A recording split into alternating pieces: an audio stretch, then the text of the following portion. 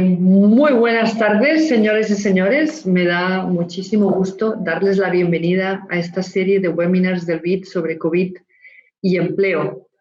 Como todos ustedes saben, las medidas de aislamiento social han sido claves para contener el avance de la pandemia y para su gestión, pero también están imponiendo unos costos que se van viendo cada vez mayores en términos de actividad económica y empleo.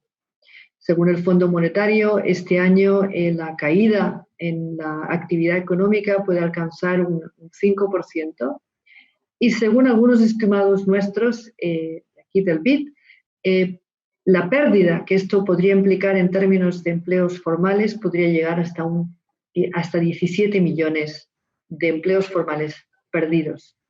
Para hablar de todos estos temas, de qué hacer, de cómo plantearnos una estrategia para contener y recuperar el empleo, para hablar de si este es un buen momento para emprender algunas reformas que siempre supimos que estaban pendientes, para saber si vamos a tener recursos para seguir apoyando el empleo, los ingresos, y para seguir quizás apoyando reformas estructurales importantes, tanto ahora como en el largo plazo en la región.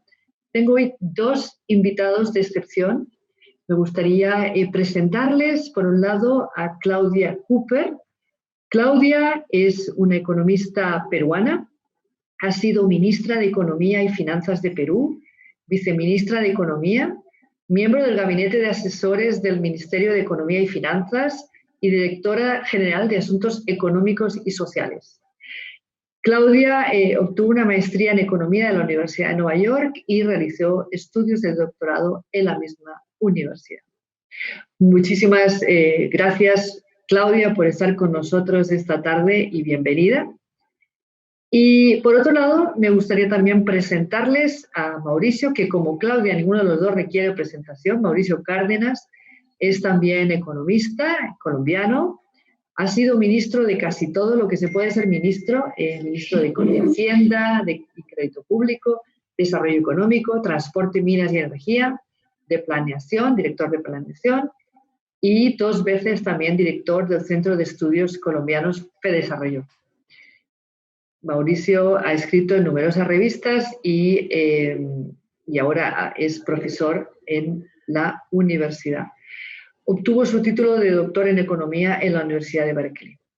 Así que con estos invitados de excepción me gustaría arrancar planteándoles, ustedes saben que los países han hecho un montón de acciones y la verdad es que se han movido muy rápido en la mayoría de países para proteger el ingreso de muchas personas, tanto los que estaban en situación de pobreza antes de llegar el COVID, aquellos que de alguna manera perdieron el empleo y los ingresos producto del COVID, tanto si estaban en el sector formal como si estaban en el sector informal. Y ahora que, digamos, pasado un poquito de tiempo y que podemos mirar las cosas con un poquito más de perspectiva, aunque todavía estamos en medio de esta crisis, les quería preguntar, empezando por Mauricio, ¿qué acciones de política, Mauricio, resultan, digamos, más efectivas o podrían resultar más efectivas, en tu opinión, para reducir los efectos económicos de la pandemia, tanto sobre la actividad económica, pero sobre todo sobre el empleo?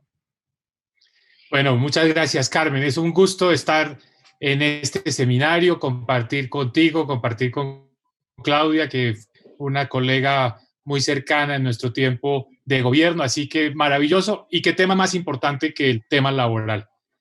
Yo empiezo diciendo lo siguiente. Primero, mucha modestia y prudencia, porque esto es algo que apenas estamos empezando a entender.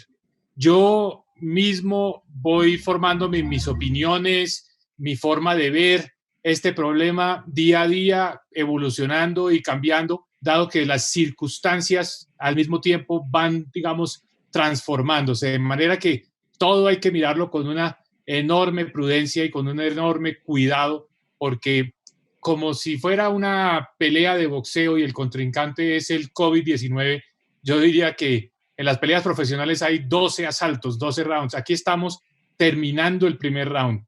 Nos falta muchísimo. Y algo que también me parece que es pertinente decir así de entrada, es que en América Latina la historia nos ha mostrado una y otra vez que las cosas llegan un poco después. Todo nos llega un poco tarde, pero llega con mucha fuerza.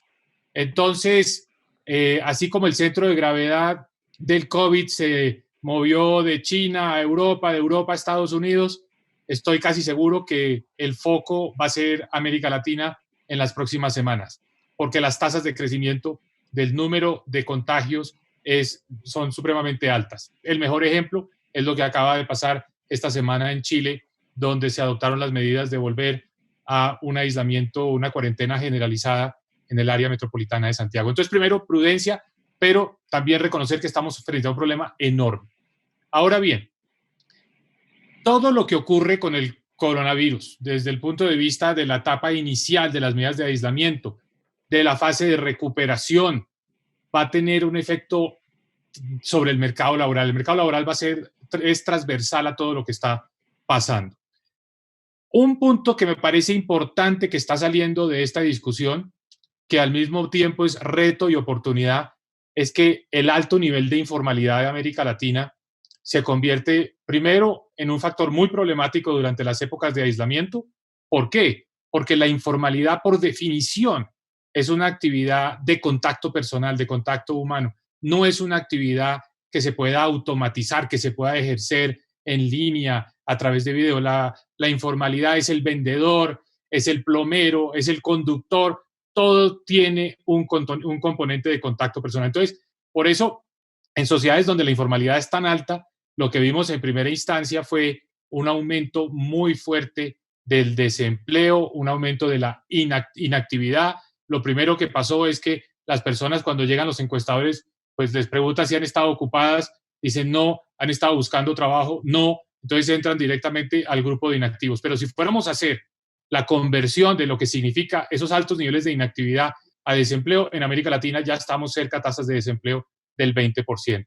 Y eso no es solo el problema laboral, es el problema también de ingresos en los hogares, porque muchos informales tienen ingresos que están, digamos, en niveles de vulnerabilidad. Llamemos vulnerabilidad menos de 5 veces la línea de indigencia. Eso significa que muchas personas que están, digamos, en el mercado laboral informal, al mismo tiempo están en un peligro enorme de llegar otra vez a condiciones de pobreza. Entonces, la primera respuesta es reemplazar ese ingreso, buscar cómo llegarle a ese grupo de la población que está aislada, que no tiene grandes ahorros, generar un ingreso adicional. Entonces, muchos países se han movido rápidamente a llegar a grupos de la población que no hacían parte de los programas anteriores, de la focalización de los programas anteriores, y yo lo primero que diría es aplaudir esos esfuerzos, celebrarlos, porque en Brasil, en Colombia, en Perú ha sido un esfuerzo rápido de llegar con transferencias a esos grupos.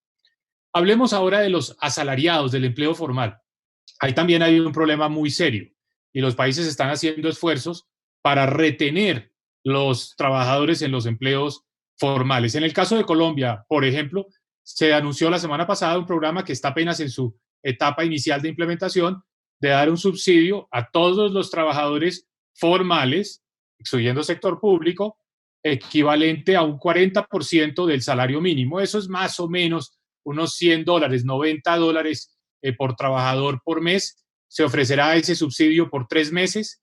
Es un esquema de focalización que es muy basado en la confianza, en la buena fe, porque serán los representantes legales de las empresas con sus revisores fiscales quienes certifican que primero han mantenido las nóminas en el mismo nivel en el que estaban en febrero de este año y segundo, que han seguido pagando sus salarios y que han tenido una disminución del 20% en sus ventas. En ese caso, esa empresa es elegible para recibir un subsidio equivalente, insisto, al 40% del salario mínimo por cada uno de los trabajadores que tenga. Esto por 3 meses. Pero aquí viene el punto de fondo y con esto termino esta primera introducción. Tanto los programas de apoyo a los vulnerables, que están del orden más o menos de un costo mensual de 0.1% del PIB, como los de subsidios a los salarios, 0.2% del PIB. Sumando los dos, estamos hablando de 0.3% del PIB. Por 3 meses, estamos hablando de 1% del PIB. O sea, tenemos 1% del PIB en solo la contención para reforzar por el lado de las nóminas y por el lado de la población vulnerable. Pero ¿estamos seguros que este es un problema que se va a resolver en 3 meses? Probablemente no. Lo que nos está mostrando el COVID es que es un fenómeno que va a obligar a todos los países a flexibilizar mucho más lentamente de lo que se había pensado la situación económica. Es decir, el nivel de apertura de sectores va a ser mucho más prudente, sobre todo en los países que se guían por la evidencia, por el conocimiento científico. Entonces, lo que yo personalmente creo es que estos subsidios que tenemos hoy va a ser necesario mantenerlos mucho más tiempo, porque incluso si se levantaran las medidas de aislamiento, la economía no se va a reactivar en la forma de una V, sino que va a ser un proceso más largo y seguramente los hogares van a necesitar un refuerzo desde el punto de vista de ingresos y los empresarios van a necesitar un apoyo desde el punto de vista del mantenimiento de las nóminas. ¿Está preparada América Latina para tener subsidios de esta magnitud por un tiempo prolongado, digamos, no 3 meses, sino 6, 9 meses o un año? Probablemente no.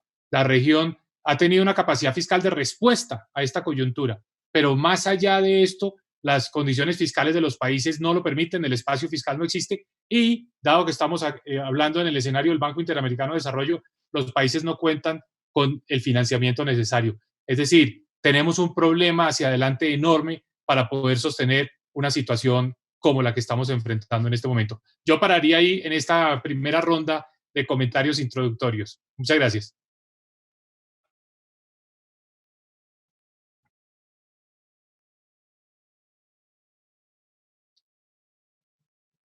No te oímos.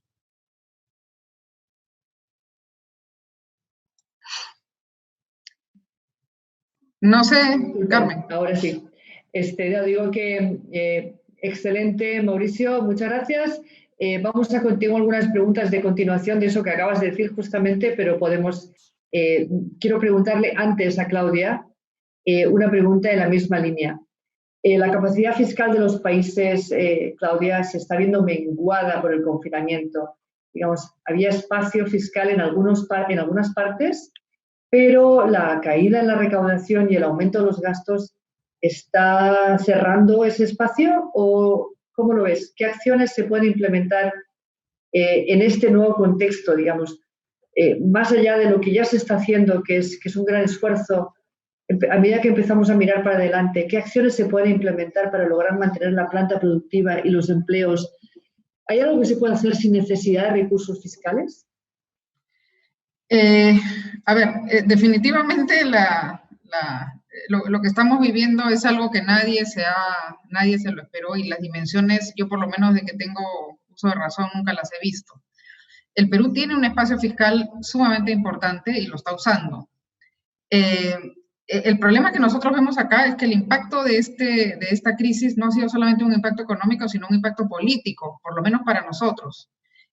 Lo que hemos empezado a ver es que hemos tenido un diseño, ¿no es cierto?, de un plan económico muy importante, muy grande, y creo yo además muy profesional, y el problema viene siendo en la implementación de ese programa. ¿Cuál es la razón? La razón es que este ha sido un programa que ha tratado de implementar el Ejecutivo de manera muy rápida a través de decretos de urgencia o de decretos legislativos. Y entonces lo que hemos empezado a ver es una decisión política que hemos tenido, que ya hemos tenido hace mucho tiempo, pero que ahora se ha visto agudizada al máximo. Es decir, el Congreso o los políticos han decidido, de alguna manera no se sienten parte de este programa, y entonces estamos teniendo, de alguna manera, esto está complicando su implementación, yo creo, en 2 vías. La primera es que ellos obviamente han empezado a sacar iniciativas particulares que obviamente complican la situación fiscal bastante más de lo que podría ser si no tuviéramos esa injerencia, dado que la capacidad técnica del Ministerio de Economía en el Perú es muy alta y por lo pronto yo creo que podía generarse el mayor impacto posible al menor costo posible. Entrando al Congreso, esa situación se ve mucho más complicada, generando mucho más contingencias. Y la segunda es la del propio funcionario público, ¿no? Un ambiente político tan crispado lo que ha generado mucho temor en los funcionarios públicos de aplicar un plan realmente agresivo. Entonces, si bien el diseño es de un plan muy agresivo, en la letra chica empiezan a verse problemas de implementación o de ajustes o de trabas al propio diseño. En ese sentido, el tema fiscal en Perú, si bien es un tema importante, yo creo que estamos junto a Chile en la posición de América Latina más cómoda para poder enfrentar esta crisis periodo relativamente prolongado. El problema más que sí estamos viendo es un impacto político muy fuerte que va a redundar inevitablemente en la pérdida de los empleos formales. Porque esa implementación en ambientes tan informales se hace mucho más complicada. Es decir, el impacto que puede tener cualquier diseño de política hecha desde un ambiente técnico, obviamente tiene sus limitantes en la medida en que hay un porcentaje de la población muy grande que uno no ve y que está fuera del impacto directo de esos programas. Yo creo que dentro de esos impactos políticos lo que yo creo que hay que hacer es hay que convocar al sector privado. El sector privado tanto, y yo creo que ahí hay un reto o un rol de la banca multilateral, que es intentar entrar directamente al sector privado para tratar de financiarlo, sobre todo en aquellas zonas donde tenemos empresas que son sostenibles y que claramente crean una situación complicada producto de esta crisis, y que una vez pasada la crisis, por más largo tiempo que esta crisis dure, pueden ser reflotadas. De esa manera, yo creo que podríamos incrementar un poco el espacio fiscal que se tiene en la medida en que se pueda ir directamente hacia el financiamiento del sector privado. Y de ahí usar el mercado de capitales o el mercado financiero a través de mecanismos de apalancamiento, ¿no es cierto? Garantías, fondos que puedan atraer esa enorme liquidez global que va a haber y yo creo que tenemos que ponernos en una situación atractiva para poderla atraer y que empiecen a financiar gran parte del sector privado, que es quien en buenas cuentas, en gran medida, atrae el empleo formal, ¿no? Gracias, Claudia. De nuevo, tendremos más preguntas para profundizar más en ese tema. Mauricio, un poco en la misma línea, ¿qué capacidad, tú mismo lo planteabas, ¿no? ¿Qué capacidad tienen los países para seguir manteniendo el apoyo al ingreso y los empleos si es que se requiere más adelante? Y una pregunta que me hago y que nos gustaría trasladarte a ti es, hasta ahora, digamos, por razones clarísimas de necesidad y como decías tú, nos parece a nosotros al menos de manera muy correcta, hemos tenido una aproximación de tratar de sostener el ingreso y una aproximación, digamos, uno podría llamar existencialista, ¿no? Pasar un bono para que todo se quede igual. Yendo hacia adelante y particularmente viendo las consecuencias de la posible pérdida de empleo y la necesidad de mirar hacia adelante, hacia un mundo post-COVID, probablemente mucho más digitalizado, un mundo ciertamente, no sabemos qué tan distinto, pero posiblemente distinto, con nuevos sectores, nuevas actividades que quizás van a cobrar importancia versus otras que van a tener quizás menos. ¿Deberíamos pasar a un espacio de inversión en gente y empresas para poder quizás aprovechar este tiempo de baja actividad para prepararnos para el futuro? ¿Cómo verías una idea así? Es decir, incorporar elementos de inversión en nuestro próximo paquete de ayudas. O quizás mejor tú planteas que ya en este momento los recursos se han agotado. ¿O cómo ves tú esta disyuntiva mirando hacia adelante?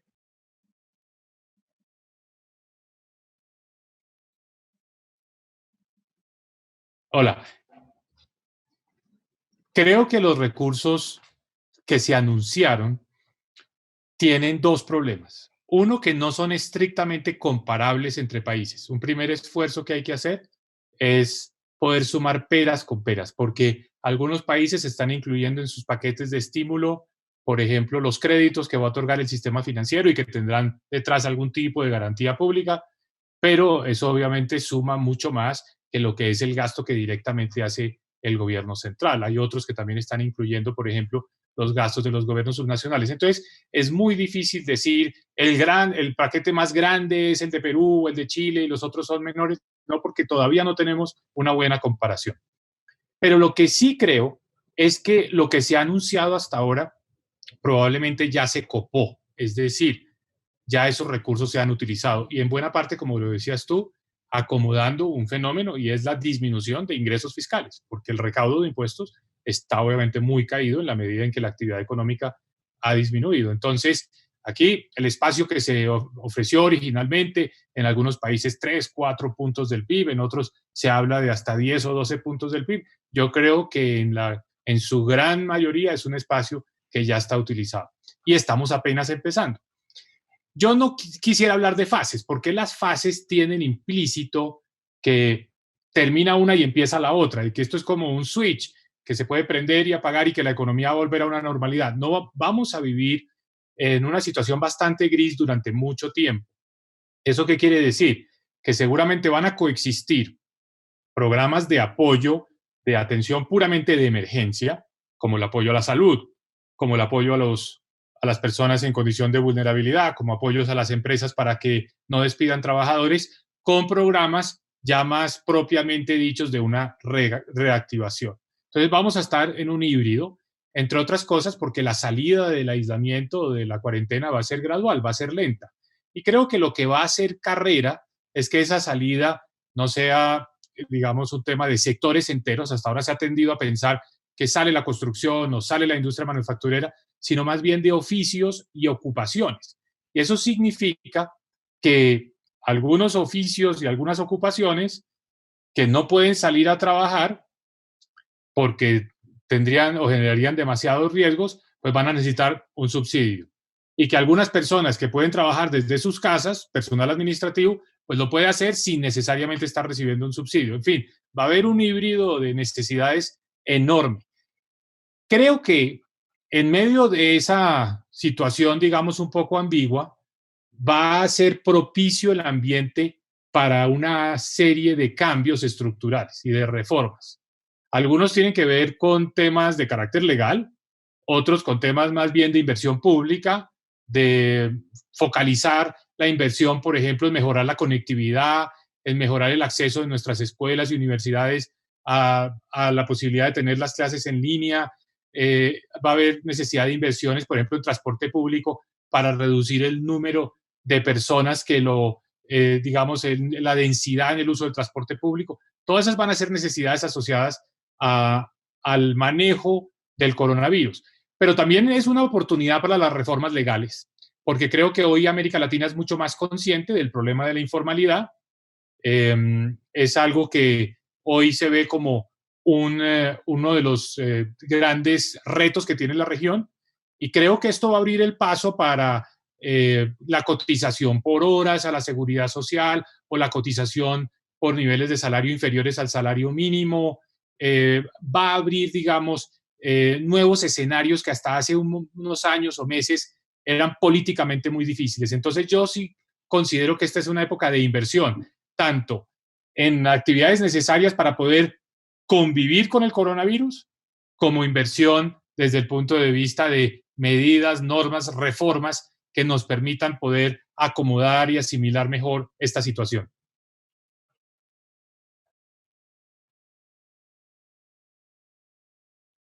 No te oímos. Pongo el mute porque tengo un poco de tos todavía, producto del bicho, y no quiero... Pongo el mute para que no todo el mundo comparta. Entonces, paso ahora, me gustaría preguntarle a Claudia. Claudia, justamente uno de los temas que ha sido noticia y que ha sido importante en el Perú ha sido que parte de las respuestas para enfrentar la crisis se ha buscado de alguna manera que las personas tengan acceso a sus fondos de pensiones. Y nos gustaría un poco que valoraras esa iniciativa y que nos dijeras un poco cómo la estás viendo tú en el contexto COVID, qué efectos crees que tendrá esto en la protección para la vejez y si deberíamos tomar algunas medidas complementarias dado lo que de alguna manera se ha legislado ya.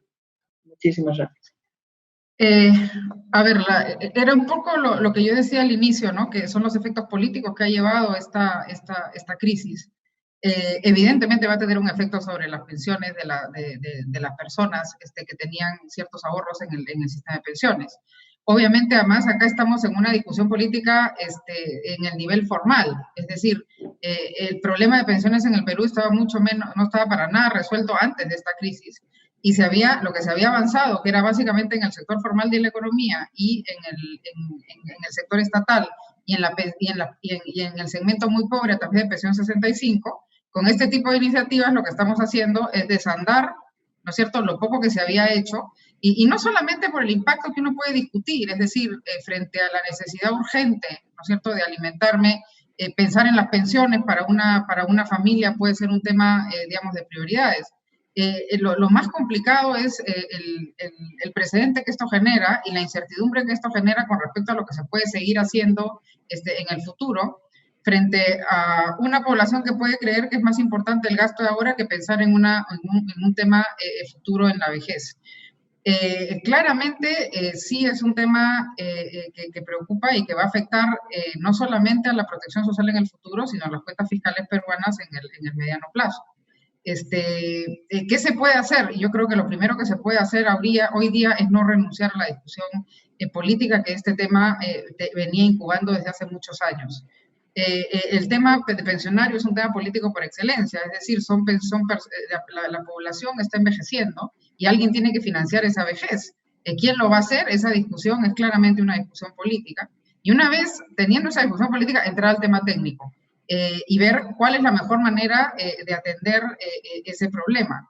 Si es a través de cuentas individuales, si es a través de una mezcla entre cuentas individuales y sistema de reparto, cómo integramos el sistema público al sistema privado, cómo atendemos el tema de la variabilidad laboral en los países de América Latina. Es decir, el modelo muchas veces se basó en la premisa del ingreso formal como aporte y lo que vemos es que en América Latina la gente entra y sale del mercado formal y por lo tanto lo ahorrado no termina siendo suficiente para una pensión medianamente digna. Son temas que claramente hay que abordar. ¿Qué se puede hacer hoy día? Yo creo que hoy día es empezar a tenerle menos miedo a esta discusión. El Congreso en el Perú es hoy día el que se ha puesto de abanderado para hacer una reforma de pensiones. Creo que los técnicos tenemos que empezar a entrar a esa discusión para tratar de que el tema sea lo menos político posible, por lo menos en lo que a detalles se refiere. Por el momento, yo creo que lo más importante es salvar los empleos formales, si es que queremos de alguna manera mantener lo poco que hay, ¿no? Y para eso necesitamos, yo creo que después podemos discutir planes para ver cómo hacemos para que las empresas que tienen empleo formal en el Perú sobrevivan y mantengan el empleo formal lo menos dañado posible. Y sobre esa base que podemos discutir sobre pensiones, por lo menos en lo referente a lo que ha pasado en el Perú ahora. Y que además se viene discutiendo ya no solamente el sistema privado, sino ahora están discutiendo también el sistema público. Si vale la pena generar retiros para ayudar a los funcionarios públicos que tienen en el sistema público de pensiones. Entonces, yo creo que primero es contener, ¿no es cierto?, la ola política que viene con respecto a eso y darles a los congresistas alguna seguridad de por dónde ir. Y en segundo lugar, es para poder hacer que estos sigan en el futuro, es tratar de salvar los empleos formales de las maneras más inteligentes posibles. Salvar los empleos formales, un buen momento para las pensiones. Me gusta escuchar que ustedes creen que las crisis son una oportunidad para hacer algunas cosas que siempre nos han resultado muy difíciles, ¿no?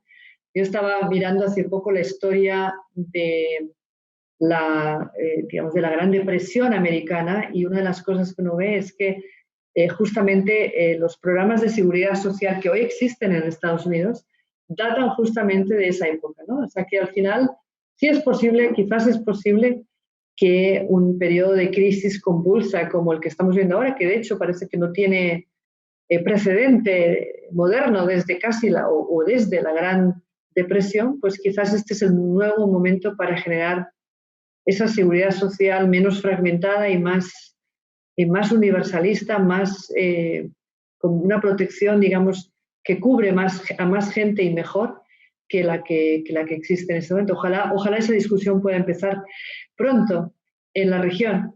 Y me gustaría volver ahora, digamos, tengo aquí una pregunta que creo que puede ser interesante para, de hecho, digamos, en esa línea, ¿no? Justamente, Mauricio, tú hablabas antes, si estuviera en tu mano, digamos, ¿qué transformaciones crees que este es el momento de iniciar, digamos? ¿Cuál debería ser, qué tan oportunidad tú ves que esto es y cómo deberíamos replantearnos el funcionamiento de los sistemas de seguridad social en la región? Muy bien, concentrémonos en lo laboral. Ya hace mucho tiempo contigo empezamos a trabajar estos temas de mercado laboral, de determinantes de la demanda de trabajo, de los obstáculos a la formalización. Y Colombia, a lo largo de los años, pues ha, digamos, derivado varias lecciones que pueden ser útiles para otros países. En 2012 tuvimos la oportunidad de reducir considerablemente los impuestos sobre las nóminas en Colombia. y reemplazarlos, por cierto, por impuestos sobre la renta, sobre las utilidades de las empresas. Los resultados de esa reforma realmente rebasaron todas las expectativas, incluso las más optimistas. Colombia era un país que tenía un 60% de informalidad en su mercado laboral urbano, hoy tiene 49% de informalidad. Excesiva, 49% no debe ser motivo de satisfacción para nadie, pero por lo menos 11 puntos porcentuales por debajo de donde estábamos en el 2012.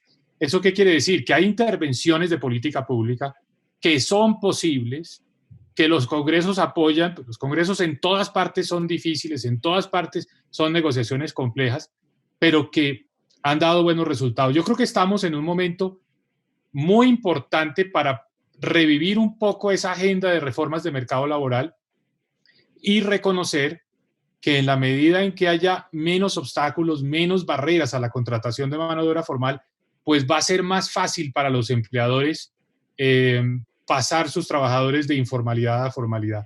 Cada país tiene su propia agenda, cada país tiene sus propios digamos, marcos institucionales, pero yo diría que esta es una oportunidad porque no veo otra con tanto respaldo político por, digamos, soluciones al problema de la informalidad.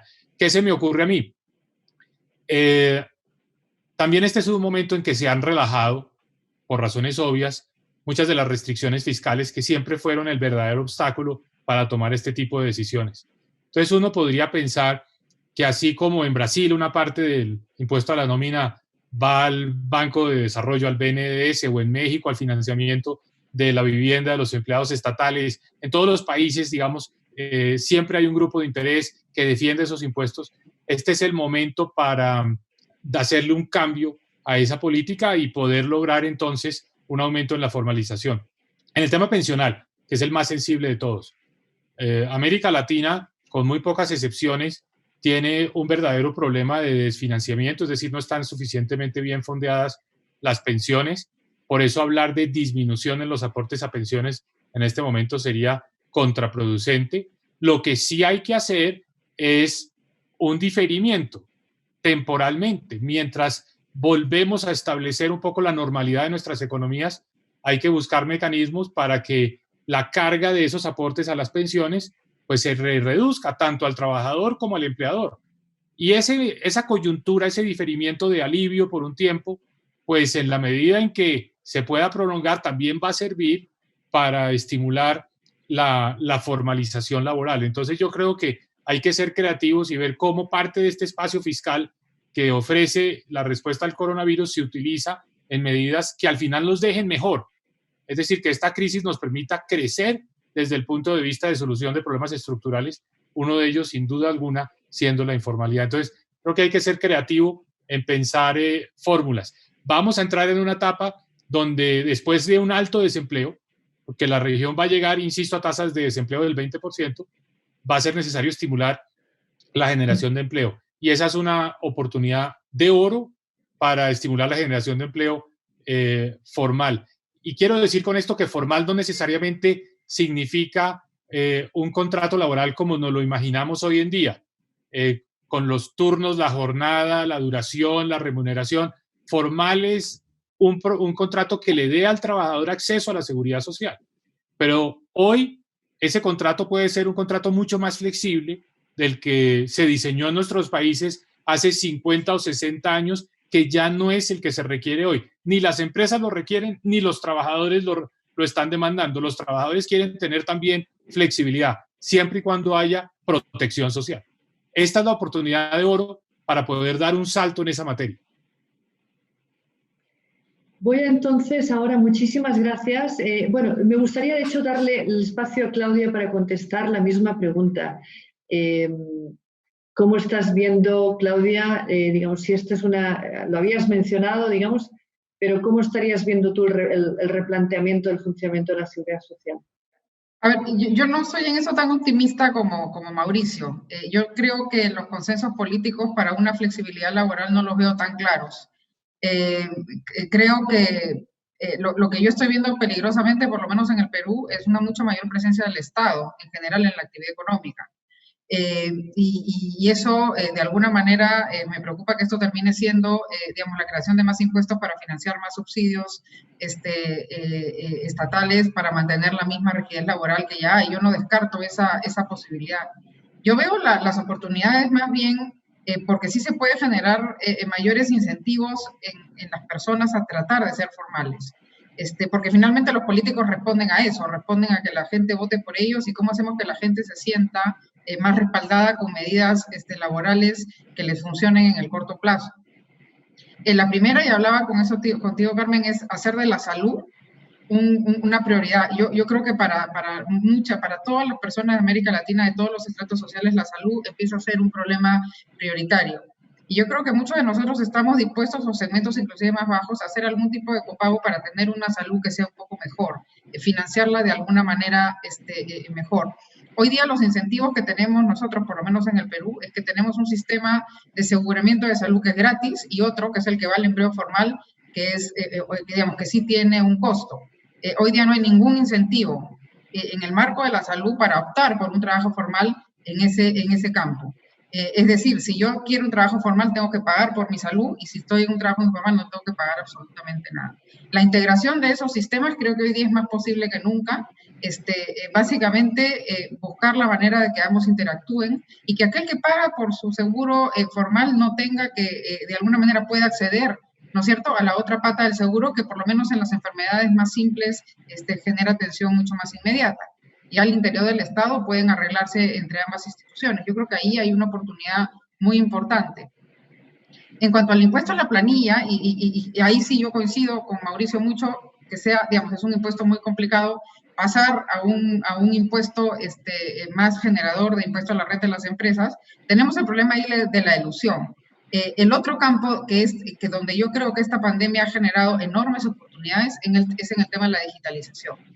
En el Perú, por lo menos, hemos avanzado un montón en la digitalización de las personas naturales. Estamos viendo cómo el Estado hoy día está yendo a pasos agigantados a conseguir que las personas reciban sus bonos a través de su teléfono o a través de algún tipo de tecnología y tratar de hacerla más simple. Lo mismo deberíamos tener en el caso de las empresas. Yo creo que en ambos casos se han generado oportunidades muy fuertes. Es decir, buscar en una situación donde la salud pasa a ser una prioridad, ¿no es cierto?, para las personas, y lograr un sistema bastante más competitivo y que incentive a alguien a que siendo formal tiene un mejor acceso a la salud. Y en el otro caso es tratar de que empresas y personas se digitalicen al máximo. Eso al final va a permitir una muchísimo mejor recaudación en la medida en que queda mucho más claro, ¿no es cierto?, cuánto es que tiene que pagar cada persona, cada empresa, y no estar pues supeditadas empresas y personas a una enorme discrecionalidad de la autoridad tributaria. Que yo te diría en el Perú, en el acceso que yo tuve a las pequeñas empresas y a las personas, hay una sensación de abuso total de la autoridad tributaria y le tienen pánico. Es decir, abrirse y ser transparentes frente al Estado les genera ese miedo enorme a después ser acotados por la autoridad tributaria teniendo que pagar unas deudas gigantescas. Entonces yo creo que tanto salud como el tema digital son dos oportunidades que deberíamos aprovechar ahora al máximo, y que creo que ahí sí cualquier congreso podría aprobarlas rápidamente. De acuerdo. Me gustaría ahora reconocer que ha habido una gran actividad en el chat. Muchísimas gracias a todos porque realmente aquí hay muchísimas preguntas y comentarios. Me gustaría empezar a poder transmitir alguna de esas preguntas. Tenemos un par de preguntas que se refieren a los programas de bonos que se han estado dando de apoyo a la población que perdió el acceso al ingreso o al empleo.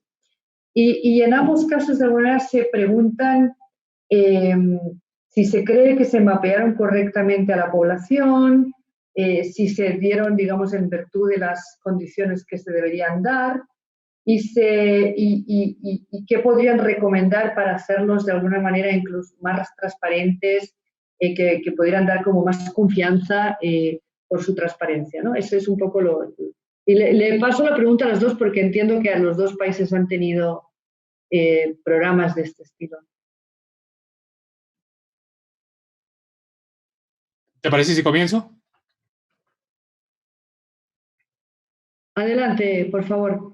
Bueno, Colombia desde hace tiempo tiene una herramienta de focalización que ha sido bastante efectiva, que se llama el Sisbén, obviamente con sus defectos que han sido corregidos gradualmente a través de los años. Y esta ha sido la oportunidad para estrenar una nueva metodología de focalización que se conoce como el SISBEN-4.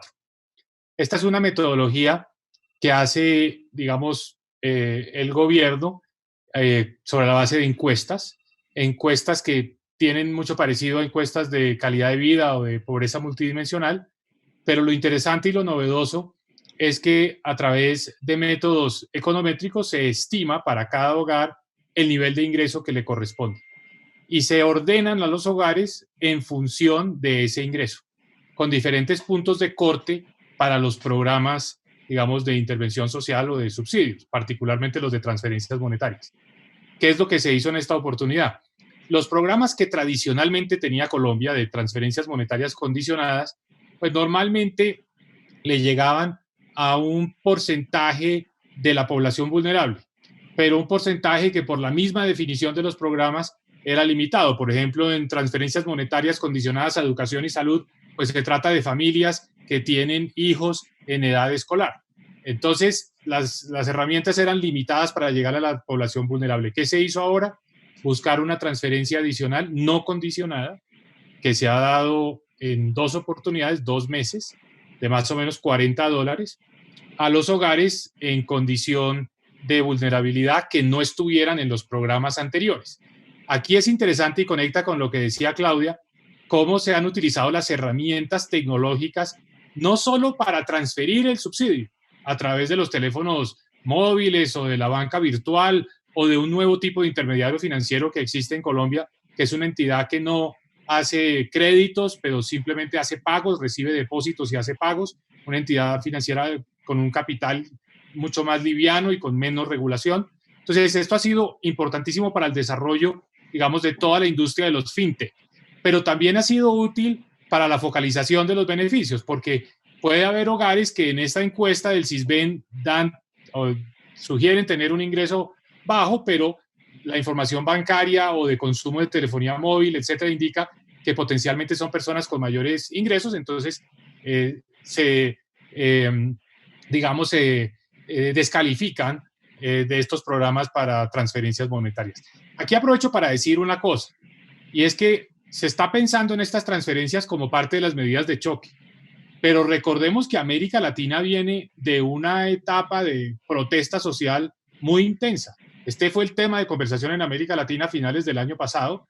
Entonces, no veo tan sencillo que una vez se ha empezado a dar una transferencia a población vulnerable, se pueda retirar después, incluso si desaparece la amenaza del coronavirus. Entonces, todo esto para decir, algunas de estas intervenciones sociales no podemos pensar con la idea de que van a ser completamente transitorias y que son simplemente parte de la política anticíclica, sino que seguramente van a ser parte de nuestro arsenal permanente de lucha contra una situación de vulnerabilidad económica.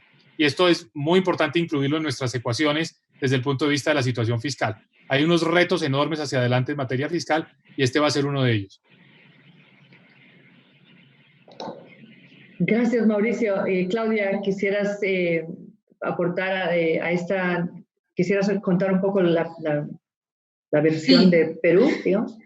Sí, yo acá coincido plenamente con Mauricio que el retorno a la normalidad va a ser políticamente mucho más difícil de lo que uno cree. En el tema, no solamente en el tema de los bonos, probablemente también en el tema de los créditos, probablemente, digamos, hemos ido hacia una situación, por lo menos yo lo experimento acá, donde el Estado se vuelve mucho más importante y para financiar eso probablemente le carguen al sector privado una mayor cantidad de impuestos con la consecuencia que eso tiene sobre el crecimiento, ¿no? En cuanto al tema de los bonos, nosotros hemos tenido muchas dificultades con el tema de los bonos, no solo en el tema de la focalización, sino también en el tema de reparto. Y ahí nos pasa factura la informalidad. Mauricio me hablaba de una informalidad de 45%, eso para nosotros es un sueño, nosotros tenemos 70% de informalidad laboral. Entonces, obviamente, lo que nosotros hemos tenido, primero en el tema de focalización, es que nosotros habíamos focalizado hogares en situación de pobreza extrema, pero nunca focalizamos al sector informal, que de alguna manera dependía, que es hoy día la población parada y que no está recibiendo ningún ingreso y que distaba mucho de tener ahorros. Entonces, eso, la primera problema que se encontró a la hora de entregar el bono es que había una población enorme que nunca había estado en los registros del Estado porque no había sido catalogada ni como pobre, ni como población vulnerable, debido a que era una población que no estaba necesariamente en el nivel de pobreza, pero que hoy día se ha quedado sin ingresos. Entonces, hemos tenido que mutar a una especie de bono universal, es decir, se le va a dar bono a todas las personas que no estén en planilla, más o menos. Se ha hecho un esfuerzo por tratar de recobrar todos los sistemas del Estado, pero eso obviamente va a tomar su tiempo. Y el otro problema que ha tenido es la baja bancarización o la baja cultura financiera, y es ahí donde lo digital empieza a tener una relevancia enorme. Es decir, el otorgamiento de estos bonos generó el principal foco de contagio al inicio de la pandemia, es decir, todo el mundo iba al banco a cobrar el bono y se generaron unas aglomeraciones enormes que terminaron siendo una de las partes importantes de por qué el Perú, a pesar de haber reaccionado muy rápido a esta pandemia, estamos teniendo serios problemas para controlarla, ¿no? Y sí creo que va a ser muy difícil retroceder, por lo menos totalmente, en este tema de los bonos. Yo creo que primero la pandemia va a durar. Estoy de acuerdo que esta es una carrera de largo aliento, no es una carrera de 100 metros, y mientras más acostumbrada está la gente a recibir este ingreso, más difícil va a ser, digamos, quitarlo, ¿no? De acuerdo, muy interesantes todas las reflexiones sobre lo que esto implica para el futuro y para los sistemas de protección social, pero con una visión más de largo plazo, ¿no? Volvemos un poco al tema del corto, no se puede desligar del medio y el largo plazo. Tengo algunas preguntas más. Quisiera aprovechar el espacio que tenemos aquí para, perdón, me las están pasando por WhatsApp para poderlas ver mejor. Tenemos, por ejemplo, dice Mauricio Fajardo, la COVID-19 afecta a negocios, producción, turismo, industria en todos los países de la región, generando deuda en el corto y largo plazo. ¿Qué tipo de políticas fiscales y monetarias aplicarían para minimizar pérdidas y generar crecimiento económico al tiempo que se protege el empleo? Mira, yo diría que este es un momento en el que los gobiernos tienen que preocuparse principalmente por evitar que la crisis sea más profunda. O sea, este es el momento de pensar en las mejores intervenciones públicas para que evitemos que por cuenta de las medidas de aislamiento que se van a prolongar, que van a ser necesarias, América Latina tenga un serio retroceso en aumentos de la pobreza, en aumentos del desempleo, en aumentos de la desigualdad. De manera que esa es la principal prioridad de los gobiernos. Pero no podemos olvidar que estas facturas habrá que pagarlas en algún momento. Eso es inevitable, sobre todo en los países que se han, digamos, siempre caracterizado por ser muy responsables en su manejo macroeconómico y que, por cierto, les ha generado un dividendo en términos de crecimiento económico, en términos de acceso a los mercados de capitales. Entonces, América Latina, digamos, en países como los que estamos representados en esta charla y muchos otros, pues va a tener que pensar muy seriamente en cómo se pagan estas cuentas, porque no se puede sostener indefinidamente un déficit de 6, 7, 8% del Producto Interno Bruto. Y algunos de esos gastos, insistamos, van a ser de carácter permanente. No va a ser posible desmontarlos o desactivarlos muy rápidamente. Entonces, esto lo que invita es a un actor que no hemos traído a esta conversación, y es que nuestros gobiernos hacen muchas cosas que no deberían hacer.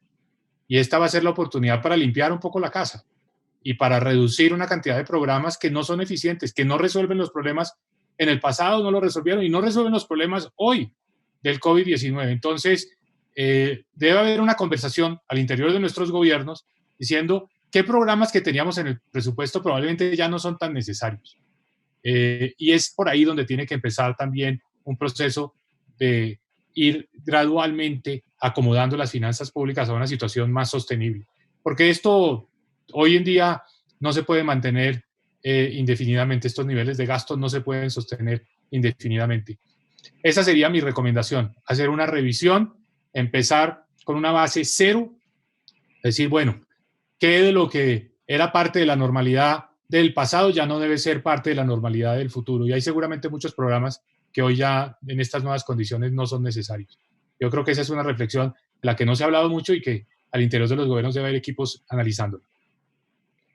Muchas gracias, Mauricio. De hecho, leía hoy en Twitter, con toda la fiabilidad que a veces tiene Twitter, así que lo tengo que verificar, que parece que algunos países de la región ya se están planteando el presupuesto con base cero. Así que ahí eso parece ser parte del principio de una discusión. Tengo muchísimas preguntas y de nuevo quiero agradecer a nuestros participantes por su interés y por mandarnos preguntas muy interesantes. Tengo aquí una pregunta que dice, ¿creen, Nelly Palacios, deberíamos avanzar hacia la universalización de la seguridad social? ¿No creen que es la oportunidad de acabar con esta diferenciación de lo formal y lo informal? Un sistema real de seguridad social es el que está dirigido, sin ninguna excepción, a toda la población.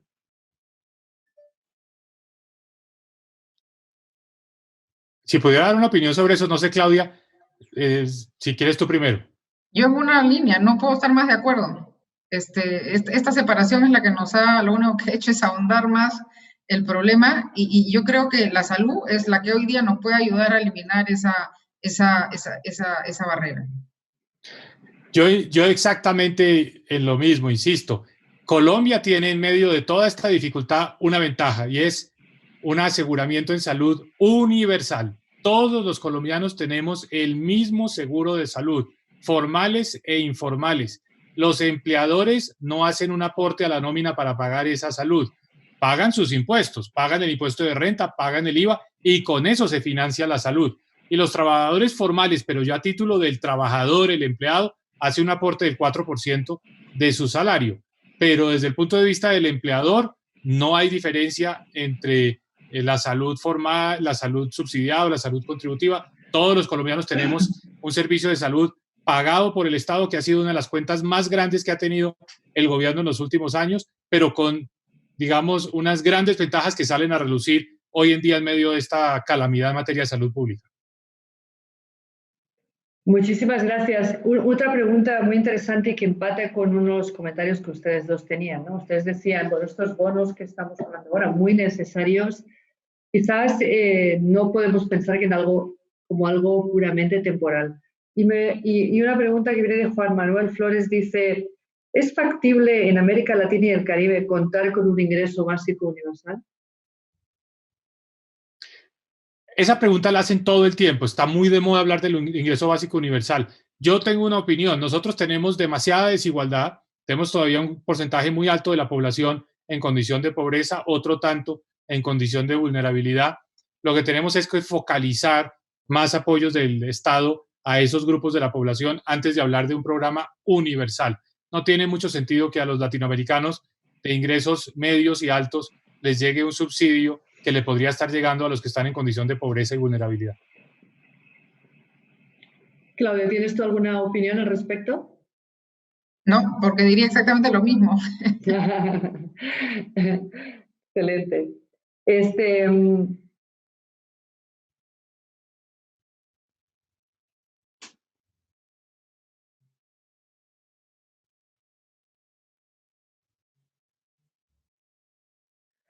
Hay interés en saber, por ejemplo, Claudia, en Perú, tú mencionaste el tema de que tenemos que apoyar las empresas a mantener el empleo formal.